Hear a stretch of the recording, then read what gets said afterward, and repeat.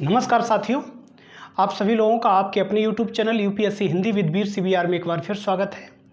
तो आप लोग हमारे साथ राज्यों की राज्य व्यवस्था अर्थात शासन प्रणाली को पढ़ रहे हैं, जिसमें आपने पार्ट 1 हमसे कल पढ़ लिया है और उसमें विधानसभा के बारे में कुछ तथ्यों को आपने जान लिया है। परिसीमन आयोग को भी पढ़ लिया है कि सीटों का निर्धारण किस तरीके से किया जाता है। जिन साथियों ने हमारी कल वाली वीडियो नहीं देखी है, लिंक डिस्क्रिप्शन में दिया गया है, वहां जाके आप देख सकते हैं। और अभी तक अगर आपने हमारे चैनल को सब्सक्राइब नहीं किया है तो प्लीज़ सब्सक्राइब कर लीजिए। तो आज पढ़ेंगे विधानसभा पार्ट 2, जिसमें सबसे पहले हम देखेंगे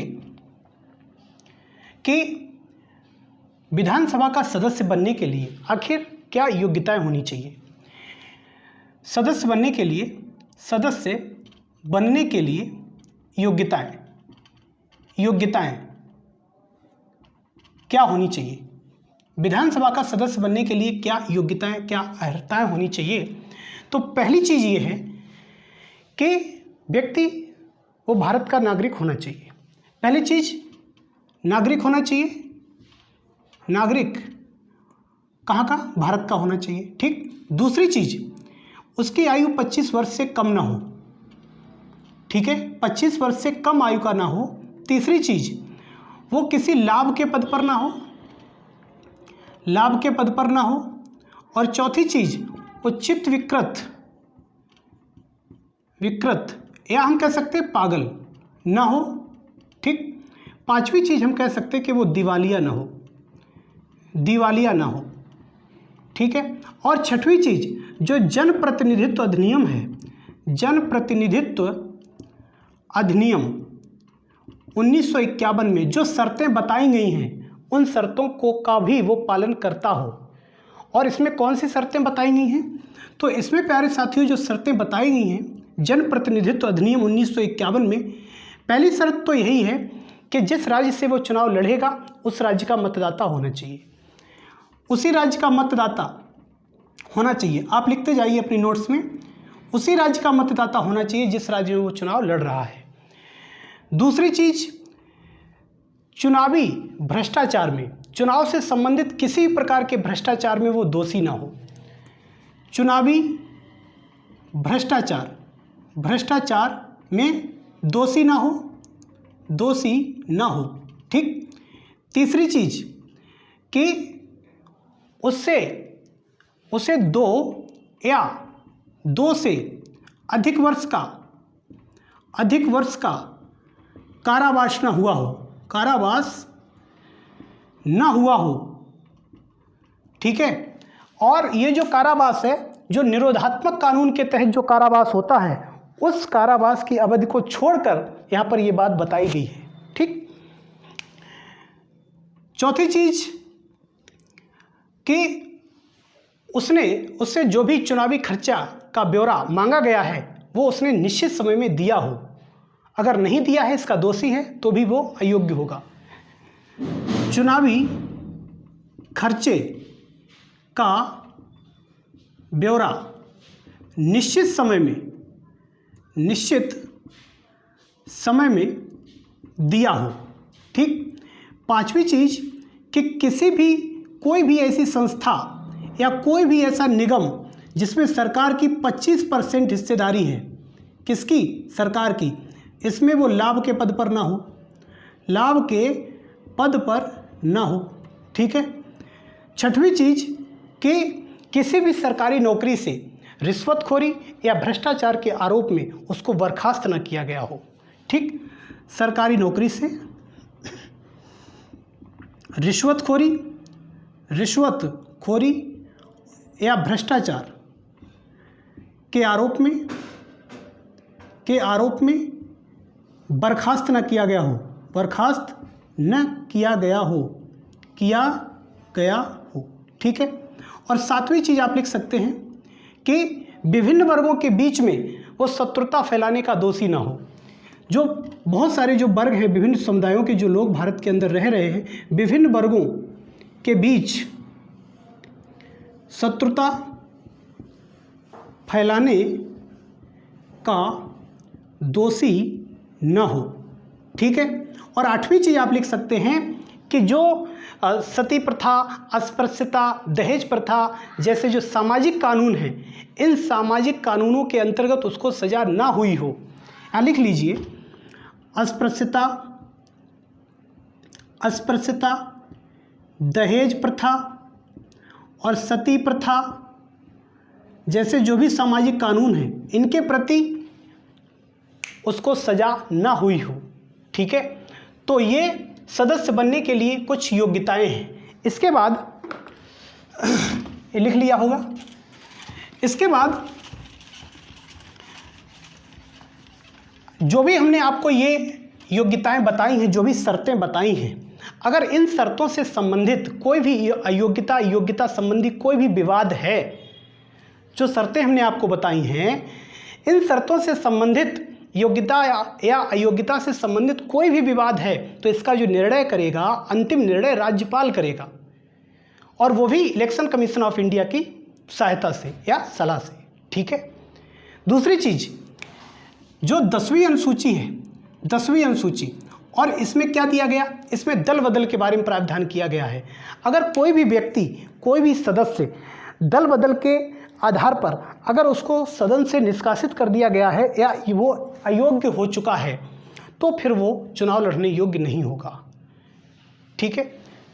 लेकिन जो दल बदल है, दल बदल, इससे संबंधित अगर योग्यता अयोग्यता संबंधी कोई भी विवाद है, तो इसका जो निपटारा करेगा वो विधानसभा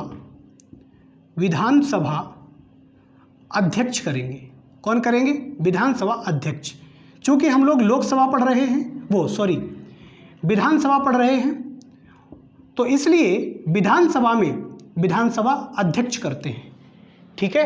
किसके अंतर्गत? 10वीं अनुसूची के अंतर्गत यदि किसी भी दल बदल से संबंधित कोई भी निर्णय लेना है, अयोग्यता या योग्यता से संबंधित कोई भी निर्णय लेना है, तो निर्णय कौन लेगा? अध्यक्ष लेगा। ठीक।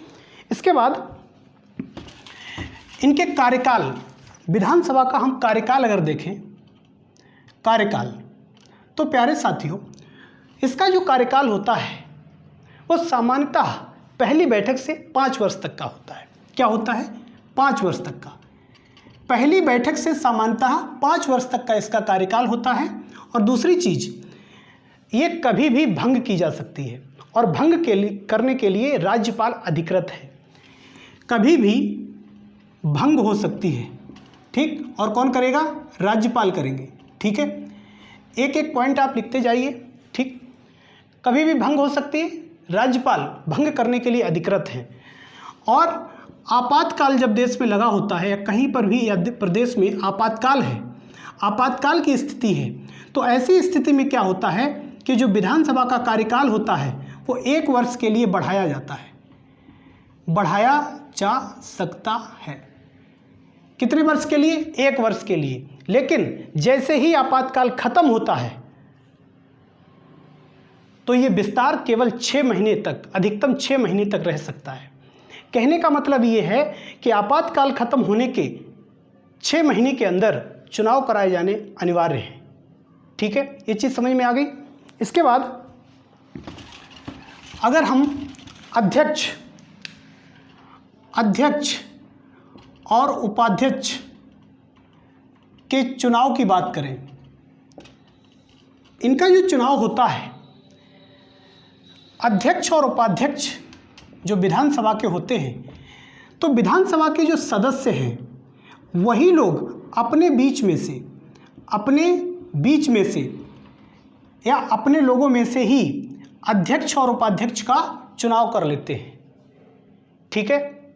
और इनका जो कार्यकाल होता है, कार्यकाल, इनका विधानसभा के कार्यकाल के साथ ही इनका भी कार्यकाल खत्म हो जाता है। कह सकते हैं कि विधानसभा के कार्यकाल तक तो अध्यक्ष और उपाध्यक्ष का जो कार्यकाल होता है वो विधानसभा के कार्यकाल तक ही होता है। ये बात समझ में आ गई। इसके बाद अगर हम बात करें कि जो अध्यक्ष और उपाध्यक्ष हैं, अध्यक्ष और उपाध्यक्ष सबसे पहले हम अध्यक्ष के ही कार्यों को देख लेते हैं। अध्यक्ष के आखिर कार्य क्या है? कार्य तो प्यारे साथियों, पहला इसका जो कार्य होता है, विधानसभा के अंदर शांति बनाए रखना, विधानसभा के अंदर शिष्टाचार बनाए रखना, जिससे कि जो भी कार्यवाहियां हो रही हैं वो सुचारू ढंग से संपन्न हो सके। पहला कार्य, ठीक, शांति और शिष्टाचार बनाए रखना, ठीक है, जिससे कि जो भी कार्यवाहियां हो रही सुचारू ढंग से संपन्न हो जाएं। दूसरी चीज, कोरम अगर पूरा नहीं है, कोरम पूरा न होने पर सदन को स्थगित करना या निलंबित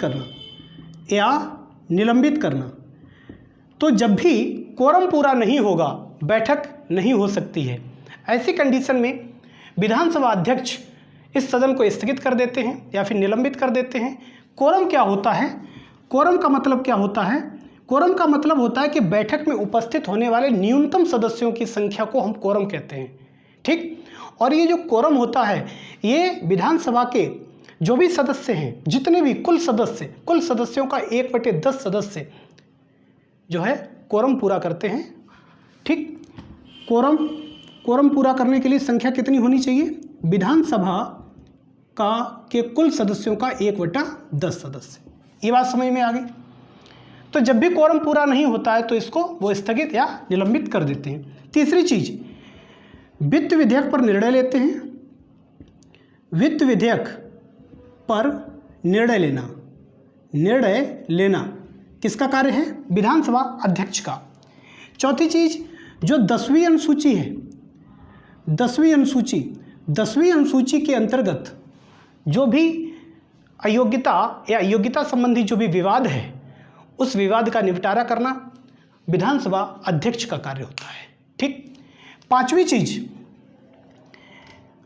चीज कि जो विधानसभा की जो समितियां होती हैं, इन समितियों के जो अध्यक्ष होते हैं, अध्यक्षों की नियुक्ति करना। विधानसभा की जो समितियां होती हैं उनके अध्यक्षों की नियुक्ति करना भी इन्हीं का कार्य होता है। छठवां कार्य अगर देखें तो जो कार्य मंत्रणा समिति है, जो नियम समिति होती है, नियम समिति, और जो सामान्य उद्देश्य समिति, इनकी अध्यक्षता करना। क्या करना? इनकी अध्यक्षता करना। कार्य मंत्रणा समिति, नियम समिति, सामान्य उद्देश्य समिति की अध्यक्षता करना, ये इनका कार्य है, ठीक है। और अगर इसके बाद अगर दूसरे कार्य की बात करें तो हम ये कह सकते हैं कि जो सदन होता है, सदन का या सत्र का, यहाँ लिख सकते हो, सत्र का सत्रावसान करना या विघटन करना, ये भी इनका एक कार्य है, ठीक है। तो इसको आप लिख सकते हैं, कितने कार्य हो गए? 4, एक 5, एक 6 और ये 7वां और 8वां कार्य आप लिख सकते हो कि जो सदन है, सदन और राज्यपाल इनके बीच में एक सेतु का काम करना, एक पुल का काम करना। मतलब सदन और राज्यपाल के बीच संबंध को स्थापित करना, एक पुल का काम करना, एक सेतु का काम करना विधानसभा अध्यक्ष के कार्य होते हैं, ठीक है। ये चीज़ समझ में आ गई? आगे देखते हैं, एक एक पॉइंट आप लिखते जाइए, ठीक। इनके जो वेतन भत्ते होते हैं, थोड़ा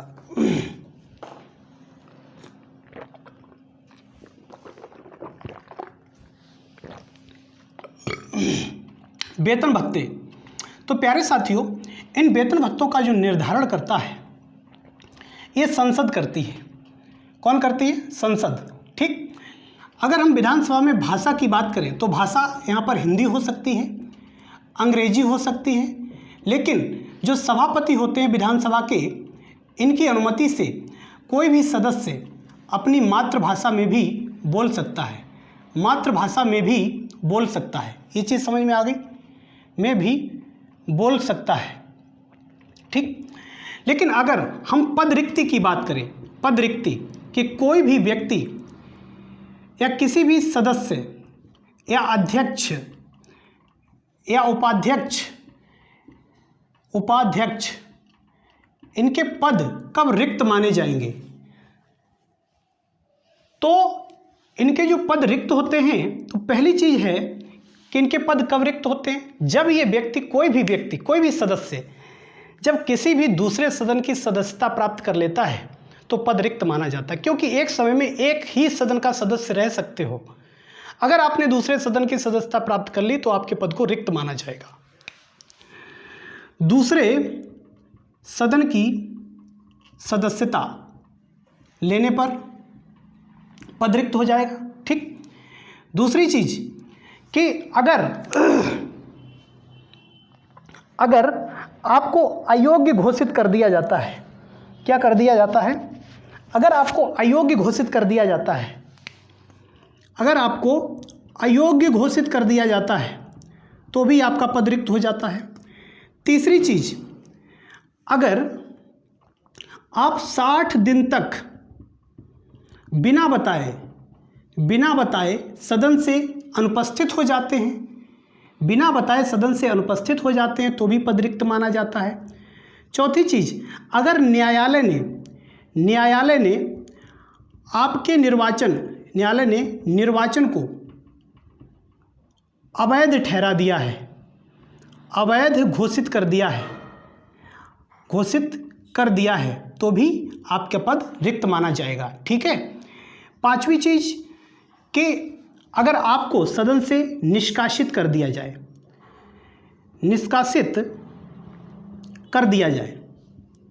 सदन से अगर आपको निष्कासित कर दिया गया तो भी आपका पद रिक्त हो जाएगा। छठवीं चीज हम कह सकते हैं कि अगर आपने त्यागपत्र दे दिया है, क्या दे दिया है, त्यागपत्र दे दिया है तो भी आपका पद रिक्त हो जाएगा। सातवीं चीज हम कह सकते हैं कि यदि विधानसभा ने बहुमत के द्वारा एक संकल्प पारित किया, क्या पारित किया, एक संकल्प पारित कर देती है और इस संकल्प की जो सूचना है वो 14 दिन पहले दे दी जाती है, तो ऐसी कंडीशन में भी सदस्य या किसी भी सदस्य का पद रिक्त हो सकता है, हो जाएगा। ठीक है। यहाँ लिख लीजिए कि यदि विधानसभा ने बहुमत से संकल्प पारित कर दिया है और इसकी सूचना 14 दिन पहले दे दी गई तो भी क्या होगा, आपका पद रिक्त हो जाएगा। ये चीज समझ में आ गई। इसके बाद ये नोट कर लिए, इसके बाद नोट करते जाइए फटाफट कि जो मंत्री होते हैं, मंत्री या जो महाधिवक्ता आखिर इनके क्या अधिकार है, किसी भी सदन के संबंध में इन दोनों लोगों के क्या अधिकार होते हैं। तो देखिए, जो मंत्री होता है ये किसी भी सदन में भाग ले सकता है, किसी भी सदन, मंत्री या महाधिवक्ता दोनों लोग, ठीक, किसी भी सदन में भाग ले सकते हैं। ठीक, किसी भी सदन की बैठक में हिस्सा ले सकते हैं, लेकिन जो मंत्री होगा वो उसी सदन में मतदान उसी सदन में करेगा जिसका वह सदस्य हो, ठीक है। लेकिन महाधिवक्ता ये मतदान नहीं कर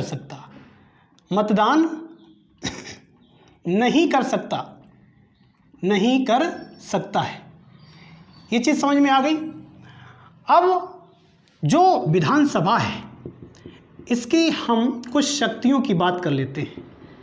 शक्तियाँ क्या हैं इसकी, विधानसभा की? तो शक्तियों की अगर हम बात करें तो शक्तियाँ इसकी 3 प्रकार की मुख्य रूप से, एक तो हम विधायी शक्ति को देखेंगे, ठीक। दूसरी हम वित्तीय शक्ति को देख लेंगे, वित्तीय शक्ति। और तीसरी संविधान संशोधन शक्ति, ठीक। तो सबसे पहले अगर हम वित्तीय शक्ति की बात करें तो प्यारे साथियों, वित्तीय शक्ति विधायी शक्ति की बात करें तो विधायी शक्ति का मतलब होता है कानून बनाने की शक्ति, विधि बनाने की शक्ति, विधान बनाने की शक्ति। तो विधानसभा को केवल 7वीं अनुसूची, जो 7वीं अनुसूची है जिसमें 3 विषय दिए गए हैं, जिसमें राज्य सूची, जिसमें 3 सूचियां हैं 7वीं अनुसूची के अंतर्गत, जिसमें राज्य सूची जो है उसके अंदर जो भी विषय दिए गए हैं उन्हीं विषयों से संबंधित ये कानून बना सकते हैं। ठीक है, ठीक, ये बात समझ में आ गई। वित्तीय शक्ति क्या है इनकी, तो वित्तीय शक्ति को भी देख लेते हैं फटाफट। जो वित्तीय शक्ति इनकी है, तो पहली चीज है कि जो धन विधेयक होता है, धन विधेयक विधानसभा में ही पेश होता है, में ही पेश होगा, पहली चीज। ठीक, दूसरी चीज, ये जो विधेयक है ये राज्यपाल की अनुमति से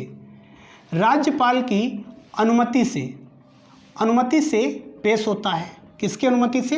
राज्यपाल की पूर्व अनुमति से ये पेश किया जाता है। तीसरी चीज हम कह सकते हैं एक सरकारी विधेयक है। कैसा विधेयक होता है? ये सरकारी विधेयक होता है, अर्थात ये किसी मंत्री के द्वारा लाया जाता है। ये बात समझ में आ गई।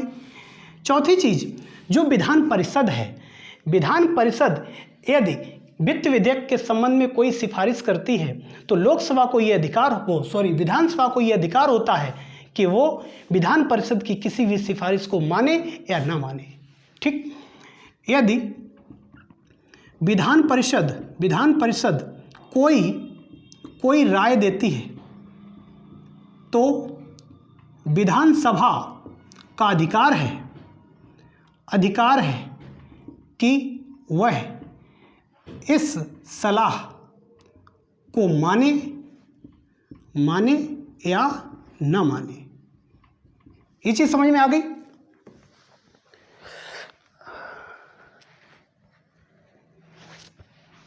इसे नोट कर लीजिए फटाफट। तो ये धन विधेयक के संबंध में वित्तीय शक्ति आपने समझ ली। संविधान संशोधन की अगर बात करें तो प्यारे साथियों, विधानसभा को संविधान संशोधन करने की कोई शक्ति नहीं है, इसे कोई शक्ति नहीं है। लेकिन अगर संघीय ढांचा प्रभावित हो रहा है, अर्थात कोई भी ऐसा संशोधन किया जा रहा है संविधान में जिससे संघीय ढांचा प्रभावित हो रहा है, तो ऐसी कंडीशन में क्या होता है कि विधेयक पर राष्ट्रपति की अनुमति से पूर्व कम से कम आधे राज्यों की विधानसभा से अनुमति लेनी पड़ती है, आधे राज्यों से अनुमति लेनी पड़ती है। लेकिन अगर संघीय ढांचा प्रभावित हो रहा है तो आधे राज्यों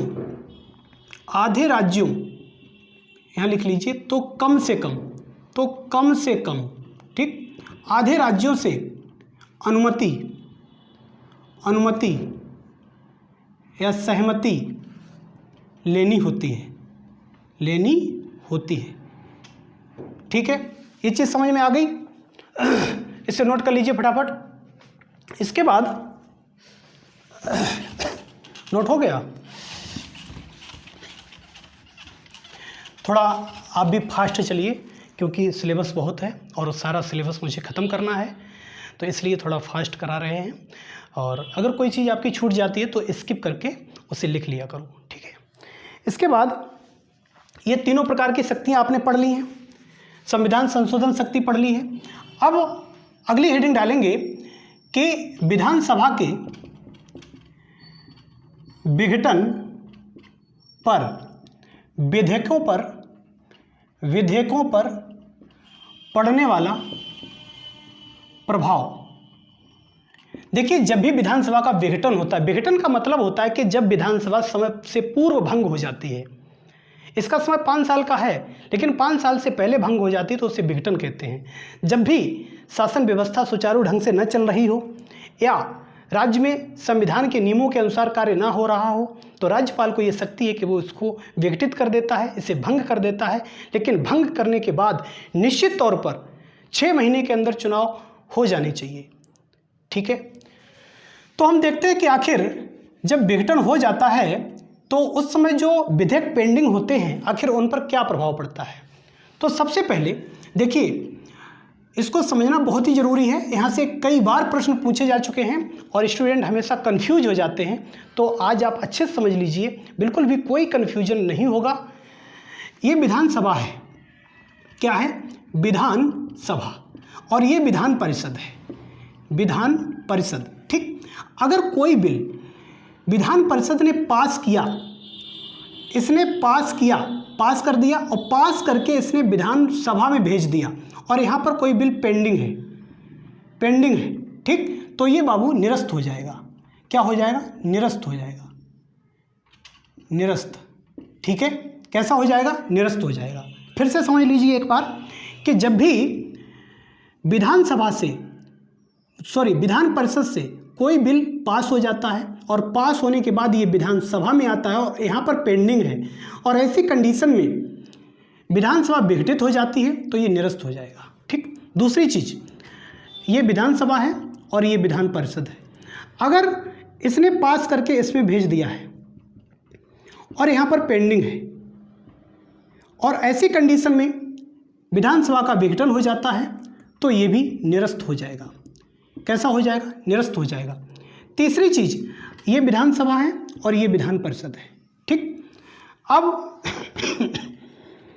इसने अभी पास नहीं किया, कोई बिल पास नहीं किया, ठीक, और यहाँ पर पेंडिंग है। इसका मतलब क्या हुआ कि अभी बिल यहाँ आया नहीं है, पेंडिंग यहीं पर है, यहीं पर बनाया गया है, विधान परिषद में ही बनाया गया है और यहीं पर पेंडिंग है। तो ऐसी कंडीशन में जब विधानसभा का विघटन हो जाता है तो ये निरस्त नहीं होता है, निरस्त नहीं होगा। ठीक है, ये चीज़ समझ में आ गई। चौथी चीज़ कि अगर जो ये विधानसभा है और ये विधान परिषद है, ठीक, अगर यहाँ से पारित हो गया कोई भी बिल, यहाँ से भी पारित हो गया और पारित होने के बाद इस बिल को राज्यपाल ने राष्ट्रपति की संस्तुति के लिए भेज दिया है और ऐसी कंडीशन में विधानसभा विघटित हो जाती है तो भी ये बिल निरस्त नहीं होगा, निरस्त नहीं होगा। ठीक, पांचवी चीज़ आप समझ लीजिए, ये विधान सभा हो गई, ये विधान परिषद हो गई। ठीक, अगर यहाँ से पास हो गया कोई बिल, यहाँ से भी पास हो गया और पास होने के बाद राज्यपाल ने राष्ट्रपति को भेज दिया, लेकिन राष्ट्रपति ने पुनर्विचार के लिए फिर से लौटा दिया है, इसको लौटा दिया है। क्यों? पुनर्विचार के लिए इसने वापस कर दिया है। और जब वापस कर देते हैं और ऐसी कंडीशन में विधान सभा विघटित हो जाती है तो ये बिल भी निरस्त नहीं होगा, निरस्त नहीं होगा। तो ये सारी चीज़ें आपने समझ ली कि विघटन जब विधानसभा का हो जाता है तो विधेयकों पर क्या प्रभाव पड़ता है। और अगर साथियों हमारी मेहनत आपको अच्छी लग रही हो तो प्लीज़ हमारे चैनल को सब्सक्राइब, वीडियो को लाइक और वीडियो को अपने दोस्तों में ज़रूर शेयर करें। और कल फिर मिलेंगे एक बेहतरीन और मज़ेदार क्लास के साथ, तब तक के लिए नमस्कार।